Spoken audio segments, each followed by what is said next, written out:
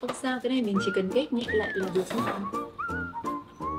Một hương vị ký ức tràn về, kiểu nó rất truyền thống, rất các bố các mẹ luôn. cái miếng lobster rất là to. Cái trứng muối ấy, mọi người, nó rất là ẩm xinh quá. Cái trứng này thì hơi bụng quá ha.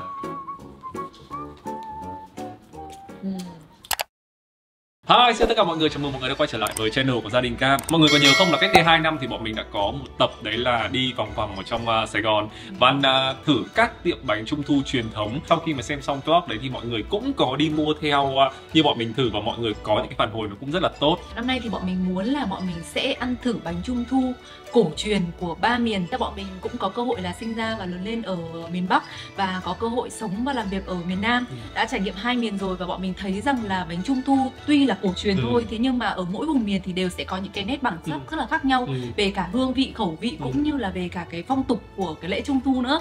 Cho nên là năm nay thì bọn mình muốn là bọn mình sẽ ăn thử cả 3 miền để có một cái sự so sánh xem là 3 miền thì có gì khác nhau không. Các cái thương hiệu bánh trung thu ngày hôm nay thì cũng đã có những cái thương hiệu mà vợ chồng mình cũng đã từng ăn rồi, và bây giờ không thể để mất thời gian nữa, chúng ta sẽ cùng bắt tay ngay vào công việc chính, đó chính là ăn mấy chiếc bánh này ha. Ở miền Bắc ấy thì có đại diện của hai nhà. Thứ nhất là nhà Đông Phương ở Hải Phòng. Đông Phương Hải Phòng thì đã quá là nổi tiếng rồi. Thương hiệu nữa đó chính là Phương Xoát ở Hà Nội mọi người ạ. Bọn mình biết đây là một cửa hàng bánh trung thu cổ truyền đã có từ rất là lâu đời rồi. Năm nay thì bọn mình mua được cái bánh rất là hay của Đông Phương. Đấy là bình thường thì bọn mình sẽ ăn cái khuôn truyền thống là khuôn tròn hoặc khuôn vuông thôi mọi người.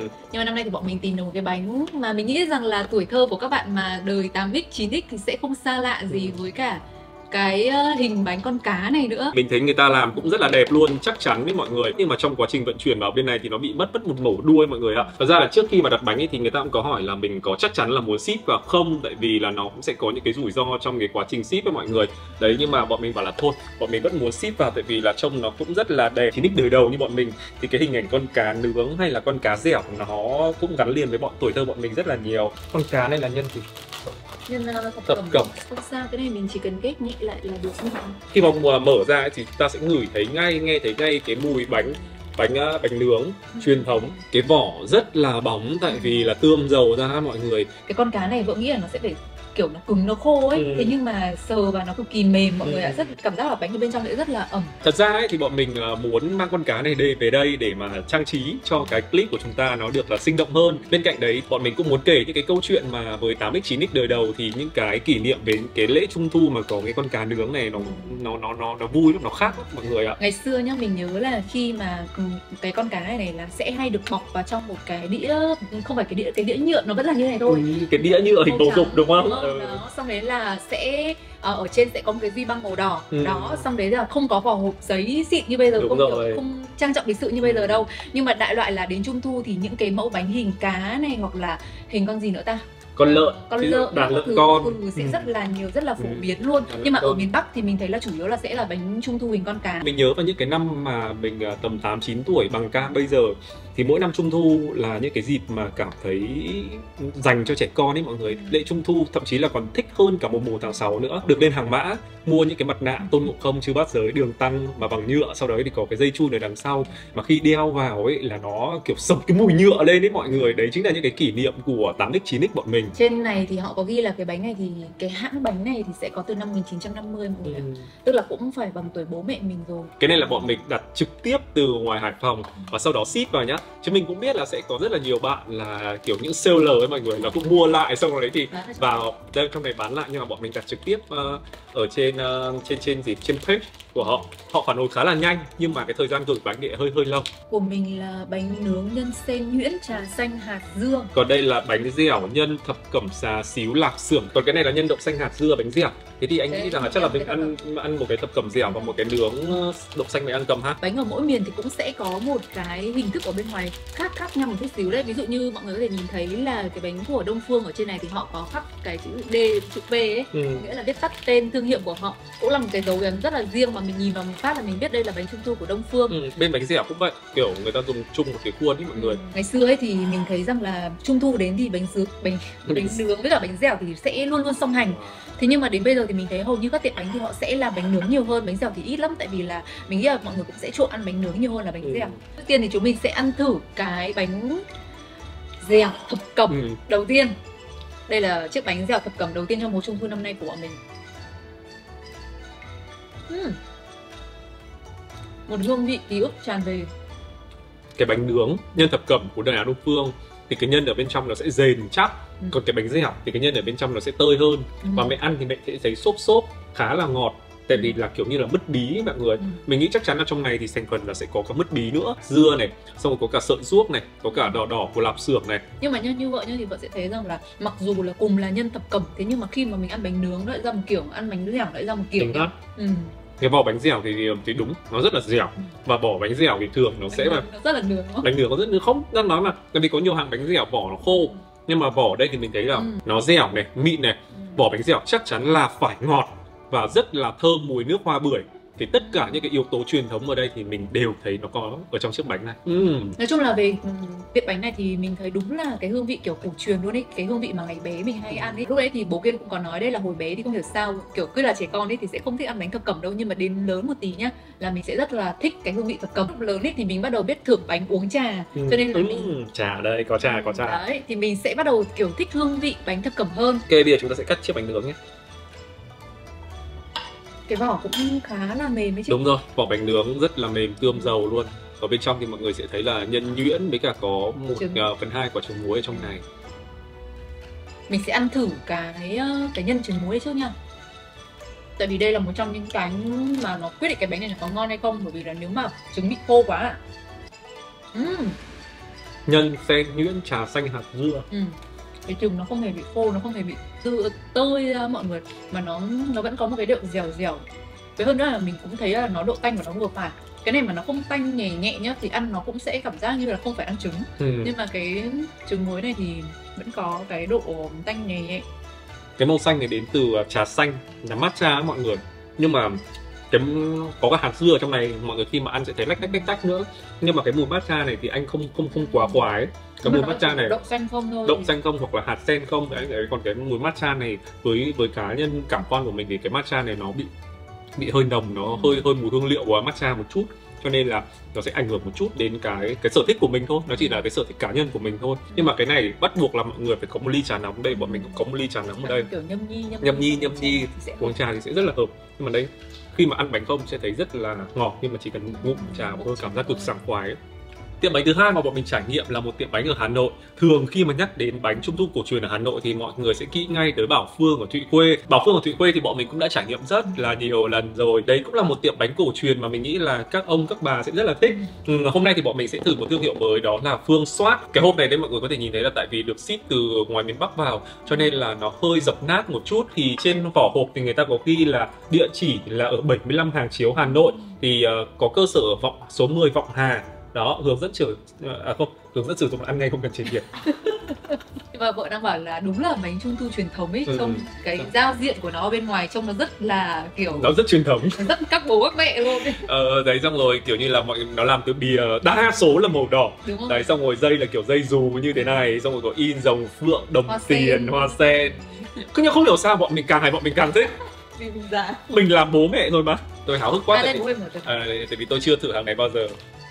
Ở bên trong này còn không có cả một cái khung nhựa để 4 cái bánh luôn mọi người, mà chỉ là trơ một cái hộp giấy như vậy, xong rồi là đây này, nát rồi. Cái này vẫn nguyên này. Cái này cũng nguyên này.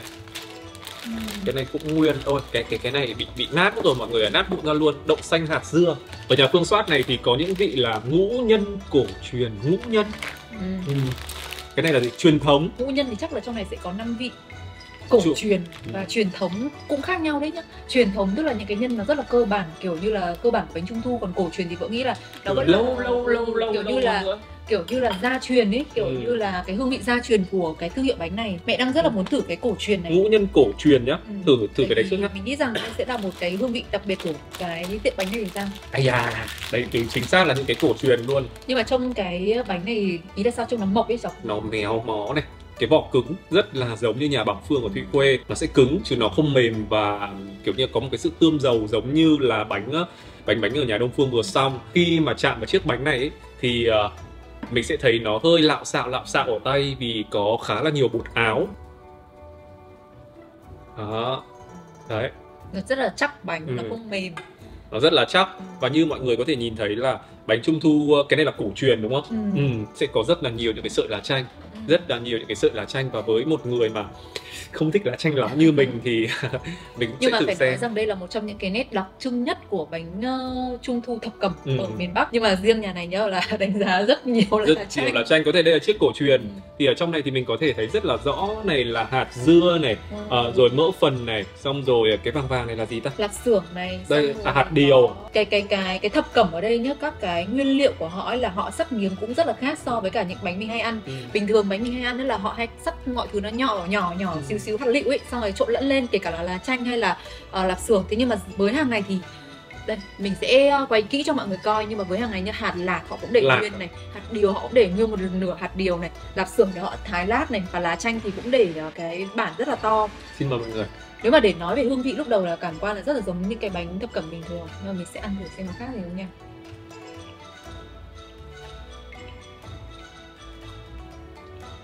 Hiểu không? Nó sẽ làm cho mình một cái cảm giác nhai khác hẳn so với cả bánh mà họ làm nhuyễn hạt lựu ra. Cái miếng lạp xưởng rất là to, nhưng mà cái lá chanh hơi cộm mồm. Đây chính là cái vị mà hồi bé mình không thích đây mọi người. Tôi biết đây chính là cái vị mà hồi bé mà rất là háo ức. Đến giờ bánh trung thu rồi, nhưng mà khi mà ăn thì nguyên một phần béo béo, xong rồi những cái phần mỡ đường ở bên trong nó lạ xạo, rồi đặc biệt là mùi lá chanh. Nhưng mà ăn rất cổ truyền và ngon. Vợ ấy thích nha, tại vì là phải nói rất lâu rồi mình không ăn, mình sẽ cảm thấy một người nữa khi nói ăn. Hương vị rất giống bánh chả nhà mình nhỉ. Đúng rồi. Và từ lúc ngửi mùi bạn đã bảo đúng mùi bánh gì, rất giống mùi bánh chả của các bạn có biết bánh chả Hà Nội không? Đó, mình sẽ để cái hình ở đây để cho mọi người biết. Bánh chả thì nó sẽ giòn, nó cứng hơn. Với cả là mùi, bởi vì là cái mùi thịt mỡ nó rất là ngậy và nó rất là nổi. Nhưng mà phải nói thật sự là cái hương vị truyền thống này lâu lắm rồi mình không tìm thấy ở một chiếc bánh thập cẩm. Ủa, ăn chính là ăn để xúc động phết, tại vì là mình nghĩ rằng là những cái này như kiểu bố mẹ ông bà sẽ như rất là thích. Bố mẹ mình sẽ thích này. Đúng rồi, sẽ rất là thích luôn. Nhưng mà đây nó chính là cái vị tuổi thơ của mình ấy mọi người, nó chính là cái vị mà kiểu như là đến ngày Trung thu là phá cỗ, cả khu tập thể là kiểu dồn nhau xuống dưới sân, xong rồi cùng nhau rước đèn, cùng nhau phá cỗ, ăn hồng, ăn quả hồng, rồi hay có quả hồng, ăn bánh Trung thu. Và đây chính là cái vị đấy. Ui, nó chính là cái vị hồi bé luôn. Ngày hồi bé thì mình công nhận là mình không ăn được, nhưng mà bây giờ thì mình cảm thấy rất ngon. Cái xưa mình ăn thập cẩm là mình chỉ moi cái lạp xưởng ra mình ăn thôi, tại vì đấy là phần duy nhất trong cái bánh thập cẩm mà mình ăn được. Nhưng mà đến bây giờ lớn thì mình lại thấy hương vị này mình lại thấy thích nhá, mình lại thấy rất là ngon. Vừa có nói chung là vợ thấy ngon, cũng được đấy. Vừa có mứt bí mà vừa có mỡ phần, rất là cổ truyền luôn. Bạn nào mà mặc cái cổ truyền này là ăn ngon nhé mọi người. Giờ mình cho mọi người coi kỹ hơn nhé, mọi người nhìn thấy không? Đây là một bên bánh mà mình cảm giác là nó thô, nó mộc hơn. Và đây là cái khuôn bánh mà bây giờ mọi người hay làm hơn. Nó có một sự khác một trời một vực luôn á. Anh nghĩ là nhà Phương Soát này họ vẫn sẽ đóng bằng khuôn gỗ nhá. Cái khuôn gỗ, xong rồi họ ấn xong rồi đập 4 cạnh, xong rồi pét một phát. Chứ nó không phải là khuôn nhựa như bây giờ. Chính xác, nó không phải là nó sẽ ra được cái đường nét nó rất là sắc hơn như này. Nó không phải là khuôn nhựa mà không phải là khuôn nén bằng lò xo như bây giờ, mà đây chắc chắn là khuôn gỗ luôn. Ở nhà Phương Soát này thì khi mà ship vào đây thì ở đây cái này là cái đậu xanh thì nó đã vỡ vụn ra như thế này rồi, nó vỡ vụn ra như bánh quy luôn, thì mọi người có thể nhìn thấy cái vỏ nó cũng sẽ hơi giống vỏ bánh quy một chút. Ăn thử nha. Rất là cổ truyền. Xin phép là mỗi thứ bọn mình cắn một tí thôi, để tránh những cái sau mình bị ăn no, mình bị ngấy quá ấy, thì mình sẽ không có đúng được cái hương vị.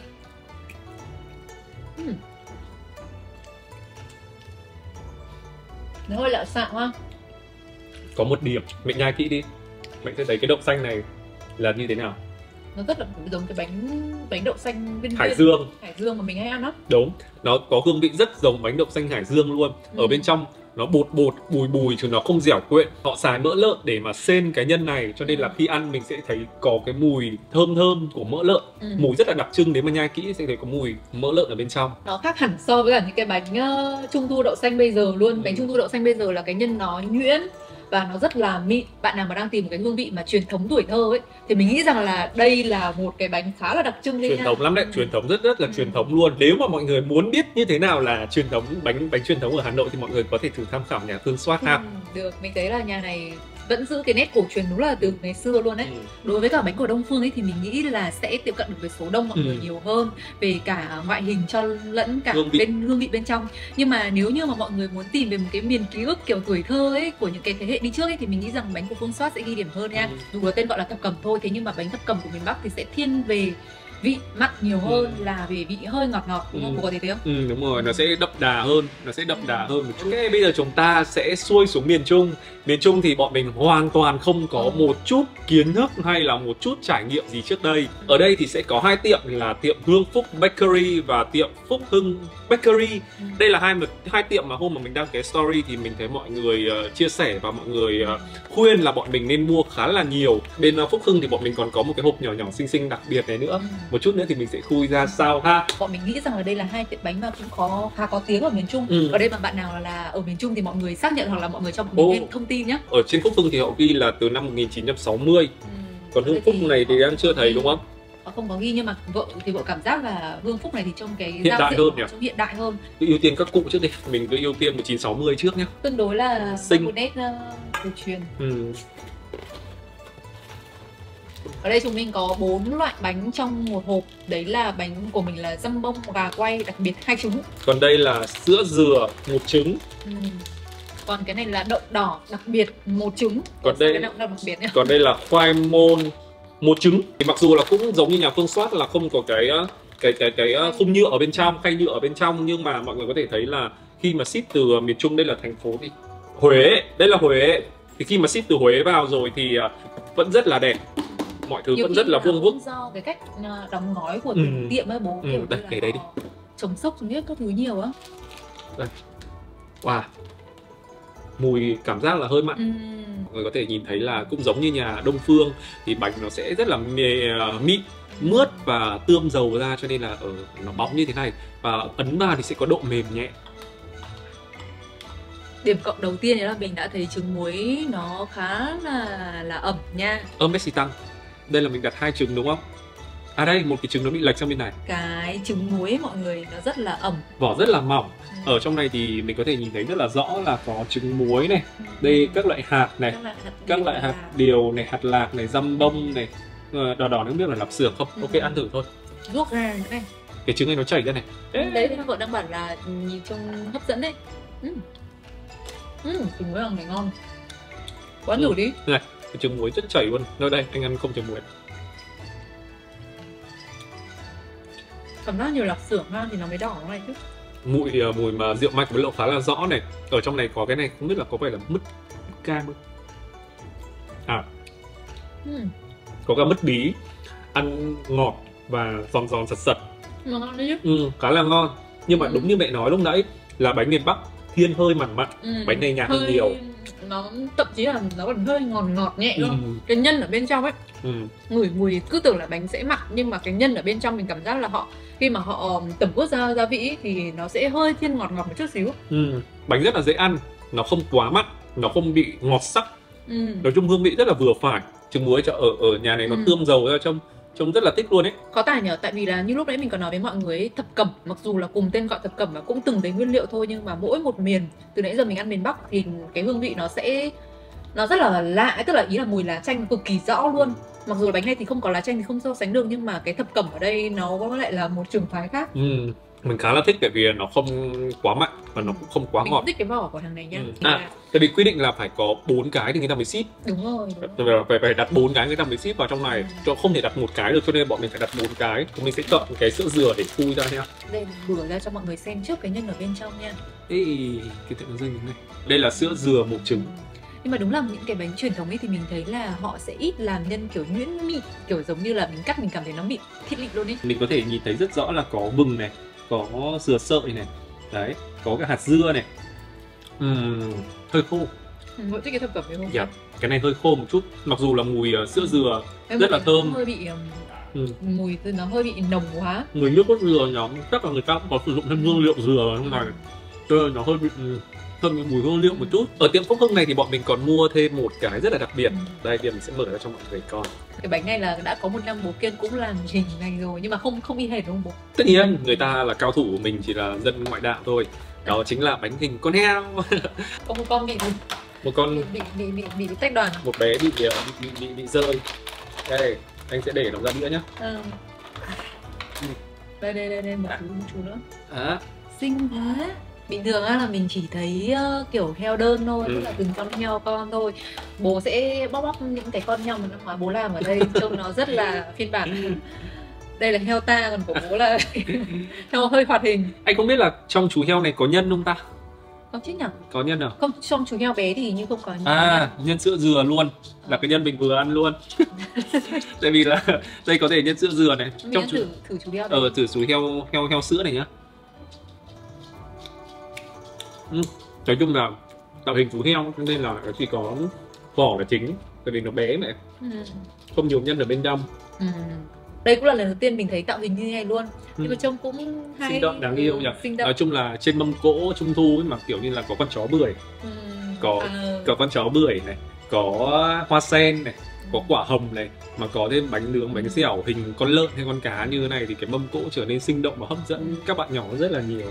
Nói chung là ngày xưa ấy, khi mà đến trung thu thì đúng là có hai cái, đấy là quả hồng với cả bánh trung thu là cái mà bọn mình sẽ gắn liền với cả ký ức của bọn mình nhiều hơn. Lúc đấy bọn mình cũng chưa quên kể với mọi người, đấy là về cái tập tục của trung thu miền Bắc. Như ký ức của mình thì trung thu miền Bắc sẽ là những cái buổi rước đèn theo kiểu là dạng là mọi người sẽ ví dụ như là mỗi một bạn nhỏ thì sẽ là mang một cái lồng đèn ở nhà đi và sẽ đến phá cỗ của tổ dân phố, và tổ dân phố thì họ sẽ chuẩn bị một cái mâm cỗ rất là thịnh soạn đầy đủ, như là có chó bưởi này, xong rồi hoa quả này, mâm ngũ quả các thứ và bánh trung thu để phát. Xong đấy thì mỗi bạn sẽ mang một cái lồng đèn đi, và khi mà đã tập trung đầy đủ trẻ con trong phố rồi thì sẽ bắt đầu là đi rước đèn xung quanh phố, cái dãy phố đấy. Như của bên chỗ nhà vợ thì sẽ là như thế, bên nhà chồng cũng như thế mà. Ngày xưa như vợ nhớ nhất, trong ký ức của vợ nhớ thì không phải là năm nào cũng sẽ có múa lân đâu, tại vì thực ra chắc là ngày xưa kinh phí cũng sẽ không có nhiều ấy, sẽ chủ yếu là múa lân là tự múa với nhau cái đầu lân thôi, chỉ có cái đầu lân thôi chứ sẽ không có kiểu một đoàn người nhảy cả cái thân lân đằng sau, mà sẽ chỉ có cái đầu lân thôi. Xong rồi là mọi người sẽ đi quanh phố và đèn trống trước các thứ. Nhưng mà vợ nhớ một cái đấy là ngày xưa ấy thì nó không có quá nhiều cái loại đèn lồng như bây giờ. Như bây giờ thì các bạn nhỏ có rất nhiều sự đèn lồng, rất nhiều sự lựa chọn về đèn lồng. Nhưng mà như ngày xưa là mình nhớ nhất là hay dùng cái hộp bột giặt ấy, chồng nhớ không? Cái hộp bột giặt tròn ấy, thế xong đấy là dùng cái đấy để mà làm cái đèn lồng và cho nến vào trong đấy để thắp sáng, hoặc là lon nước ngọt, lon nước ngọt cắt đi tự chế. Kiểu như là mỗi một cái dịp mà tụ tập trung thu ấy thì kiểu các bạn nhỏ thay vì việc là háo hức để mà ăn bánh thì sẽ là khoe cái tác phẩm đèn lồng của mình, kiểu như là tự chế như nào. Còn bây giờ thì chắc là hơi trung thu thời đại số hơn rồi. Hàng tiếp theo ở miền Trung mà bọn mình muốn giới thiệu trong vlog ngày hôm nay, đấy là công ty cổ phần chế biến và kinh doanh thực phẩm Hương Phúc. Hương Phúc Bakery. Phúc Hưng. Còn đây là Hương Phúc bánh. Đây sẽ là ở 24 Nguyễn Sinh Sắc, thành phố Vinh, tỉnh Nghệ An. Hộp sẽ là hộp mộc ra như thế này mọi người. Đẹp. Cũng có tên Hương Phúc của họ ở trên bánh, trên khuôn. Có nhân thập cẩm đặc biệt này, đậu xanh, nhân sen nhuyễn, nhân khoai môn. Ngày xưa ấy, cậu có nghĩ là thập cẩm là nó chỉ là một cái cốt chung là giống như mình ăn lá chanh ấy, là vợ chỉ nghĩ là thập cẩm có thế thôi chứ không phải là thập cẩm ruốc gà cay hay là thập cẩm xá xíu hay gì đâu. Rất thơm, cái vỏ tương dầu cũng rất là bóng bẩy. Chúng ta có thể nhìn rất rõ, ví dụ như là cũng lại có lá chanh, xong rồi có mỡ phần, có mứt bí, có lạp xưởng, có trứng, có hạt bí, hạt dưa, vừng. Giống miền Bắc. Ok. Mình cắt ăn thử nhá. Cái trứng này thì hơi vụn quá ha. Trứng cắt ra là nó sẽ bị hơi vụn tơi ra như thế này. Anh em chụp miếng này vô mẹ nhé. Nó hơi ra. Khi mà có cái nguyên liệu lá chanh vào thì nó sẽ giống như cái ký ức của bạn mình hồi tuổi thơ. Đúng là ăn bên trong thì để dai như kiểu sợi ruốc gà mọi người. Nhai thì mọi người sẽ thấy sần sật nó, chứ nó không phải là cái kiểu nhuyễn mịn đâu, nó không khô như nhà Phương Soát ban đầu.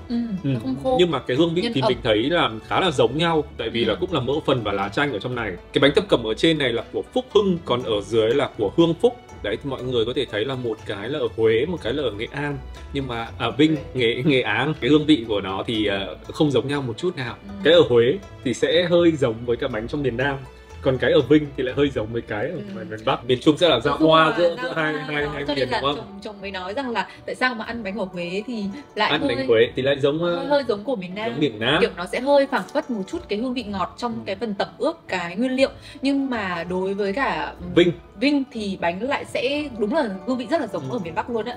Mình thì mình nghĩ là nếu mà mình không biết đây là bánh đến từ Vinh thì mình cũng sẽ nghĩ mạnh dạn đoán đây là một chiếc bánh đến từ Hà Nội. Mình nghĩ rằng là hôm nay bọn mình ăn hai tiệm bánh ở miền Trung cũng không thể nói là gọi là đại diện cho cả miền được. Đấy, nhưng mà mình thấy rất là rõ một cái sự giao thoa giữa miền Bắc và miền Nam để có những cái rất là riêng cho khu vực miền Trung và đất nước mình. Đây là một tiệm bánh đến từ Sài Gòn. Còn đây là một thương hiệu đến từ miền Tây. Phát hiện ra là hai tiệm bánh này là bằng tuổi nhau. cùng bao nhiêu? 1985.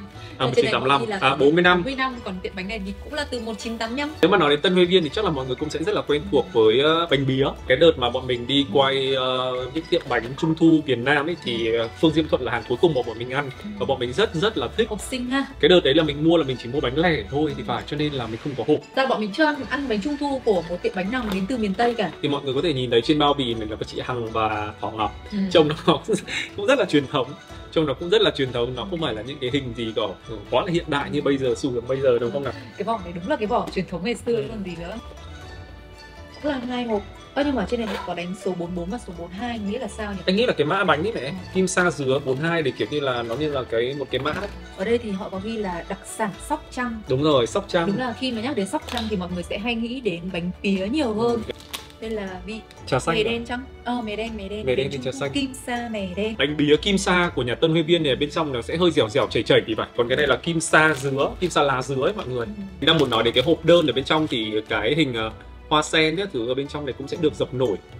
Đó, cái hình hoa sen các thứ ở bên trong này cũng sẽ được dập nổi. Mình trông khá là đẹp. Thì cái bánh này nó dẹt không? Mình đang thấy là cái mè đen này với cả cái Kim Sa dứa này nó khá là mỏng. Rất là tuyệt vời. Ở bên trong là nhân lava có chảy mọi người ạ. Chảy nhẹ. Okay. Xin mời 1, 2, 3.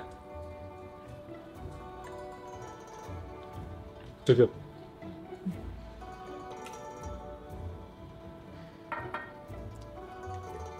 1, 2, 3 cho nên thích vị nào hơn nhá. Ok. 1, 2, 3. Mè đen. Anh thích xanh đen á. Thích vị mè đen hơn, nhưng mà thực ra là hai vị này vợ đều không quá thích cái mùi hương liệu của nó ấy. Nó hơi sộc lên một chút xíu và đặc biệt là lá dứa. Mình cảm giác là cái vị nó sẽ không mang lại được một cái vị thanh dịu nhẹ của vị ngọt. Vị tự nhiên đúng không? Tự nhiên. Nó dễ ăn và nó cũng thơm, nhưng mà nó mình không biết là các cái nguyên liệu hương thơm khác, ví dụ như là đường hay họ có cho loại đường gì hay loại sữa gì vào không, mà cái mùi hương liệu thì thật ra là nó nghe nó cũng bị hơi nhiều một chút. Còn cái lá dứa này thì chắc là mình nghĩ là trong này sẽ phải có tinh chất lá dứa rồi, tại vì là nếu mà chỉ là lá dứa thuần lá không thì khó mà nó có thể lên được cái màu với cả cái vị như thế này. Tất nhiên thì mình nghĩ rằng là khẩu vị của mỗi người thì sẽ khác nhau thôi. Cái nhân nó khá là giống như nhân bánh bía, nhưng mà nhân bánh bía thì kiểu như là nó có một cái lượng nhỏ ở bên trong, thì mình ăn mình cảm thấy ổn hơn. Nhưng mà khi mà cái bánh này thì kiểu cái lượng nhân nó nhiều hơn, nó dày hơn, cộng với cả cái vỏ ấy nó cũng có hương vị nữa, cho nên là mình sẽ cảm thấy rằng là nó hơi nhiều mùi hương liệu một chút. Nói chung nó không tệ nhá, nó không hề tệ một tí nào, nhưng mà ý là để mà nói là nó xuất sắc mà mình bảo là nó ngon quá hay là như nào đấy thì với khẩu vị của vợ thì vợ sẽ thấy là nó chưa đến cái thang điểm đấy. Tuy nhiên thì nó cũng là một chiếc bánh dễ ăn chứ không phải là một chiếc bánh dở. Nó vẫn rất là dẻo, nó rất là nhuyễn, là mịn, và khi mà mình nhai ấy, thì mình cũng không thấy bị lợn cợn mồm quá. Nếu mà bánh này mà để ăn bánh uống trà thì cực kỳ chuẩn. Anh đang ăn với cặp uống trà xanh, hôm nay mình pha đây là matcha không, trà matcha nóng. Đấy cho nên là thực ra là vợ cắn đến miếng thứ hai bắt đầu kiểu mình có thể từ nay đến giờ ấy mình toàn là ăn kiểu thập cẩm biết các thứ, nên là khi mà mình quay sang một cái bánh ngọt như thế này thì kiểu như là sẽ cần một lúc để mình làm quen ấy. Cái bánh mè đen ở đây thì người ta sẽ xay luôn cả mè và người ta trộn cùng với cái phần vỏ, cho nên các bạn sẽ thấy là phần vỏ nó sẽ đậm màu và nó hơi lông đốm của mè. Nói chung là mình nghĩ rằng những ai mà hơi hảo ngọt một chút thì sẽ thích những cái bánh như thế này. Tiệm bánh cuối cùng trong ngày hôm nay đó chính là Phương Diêm Thuận. Cách đây hơn 2 năm thì bọn mình đã review và bọn mình rất là thích bánh cổ truyền của Phương Diêm Thuận. Ăn nó rất là lạ, rất là ngon, và sau 2 năm thì bọn mình muốn thử lại. Mình nhớ rằng là cái cách đây 2 năm, cái thời điểm mà mình đến Phương Diêm Thuận mình mua bánh cho cái video đấy thì tiệm bánh khá là vắng, mình không có phải xếp hàng gì cả. Nhưng mà khoảng tầm 1-2 năm gần đây tiệm bánh đấy siêu đông với mọi người ạ. Xếp hàng nếu như Bảo Phương ở ngoài Hà Nội, ở Thụy Khuê xếp hàng đông như thế nào thì Phương Diêm Thuận ở trong miền Nam, ở trong thành phố Hồ Chí Minh cũng đông như thế luôn. Bạn nào mà ở Sài Gòn thì mọi người có thể cho bọn mình thêm thông tin nhé, tại vì là bọn mình cũng không biết rằng là tiệm bánh này thì kiểu như sẽ gắn liền với mọi người kiểu như thế nào. Thì ở bên ngoài cảm quan ấy thì mọi người có thể thấy là vỏ hộp rất là đẹp luôn, vừa mang nét truyền thống mà cũng vừa có những cái nét hiện đại nhá. Có một cái rất là hay là ở đằng sau này họ có menu bánh. Ví dụ như bánh trung thu nhân thập cẩm răm bông này, năng lượng calo luôn nhé, 4 đến 500 calo, chất đạm này 9 đến 13 gram. Đấy, có nghĩa cả bảng thành phần này, xong rồi chất béo tổng, nói chung là có cả dưỡng chất bánh 100 gram như nào. Xong rồi bên cạnh đấy thì ngoài tên các loại bánh ra thì ở dưới họ còn ghi rất là rõ các loại nguyên liệu cho cái bánh này nữa. Mình thấy cái này cũng rất là hay. Trong hộp bánh này thì có dừa hạt dưa, hạt dưa 1 trứng, thập cẩm răm bông 1 trứng, bánh 10 nhân, trà xanh hà sen hạnh nhân 2 trứng và thập cẩm sò điệp sốt XO 2 trứng. Bây giờ mình ăn cái gì? Mình bỏ hết ra nhé, cho anh. Chắc chắn là mình sẽ phải thử thập cẩm để mình so sánh với cả miền Bắc và miền Trung này. Một cái bánh ở đây rất là lớn, thường là Sơn cẩm rất là đầm tay luôn. Lớn lắm. Hồi trước thì bọn mình thử cái có tôm khô ở bên trong, ăn rất ngon, lạ cực kỳ mà bọn mình thích lắm. Xem đến đây rồi, nếu mà bạn nào đã xem đến đây rồi thì trả cho bọn mình một biểu tượng bánh trung thu ở bên dưới phần comment để cho mọi người, để cho bọn mình biết là mọi người đã xem đến đây nha. Nhìn ở bên ngoài thì mọi người sẽ thấy là trên này có 3 chữ này, chữ P, D và T, Phương Diêm Thuận. Đấy, anh đang cảm giác là cái vỏ nó khá là giống như là Đông Phương ở Hải Phòng. Em thấy anh cắt này, có 2 trứng thì anh cắt mỗi nửa là một quả trứng nguyên, không cắt vào trứng luôn ấy. Ở bên trong mọi người sẽ thấy này, nó ánh, nó óng lên, nó không phải là một khối nhân rắn chắc mà nó tơi ra như thế này. Ồ, trong này cũng có tôm khô hay sao không? Sò điệp mà mẹ, hơi có mùi tanh. Mùi tanh đúng không? Mùi tanh này đến từ sò điệp. Nguyên trái. Trái trứng này đẹp mắt nha. Dọn thử xem nào. Ê, mẹ ăn thử xem. Có cái cảm giác giống như của bố á.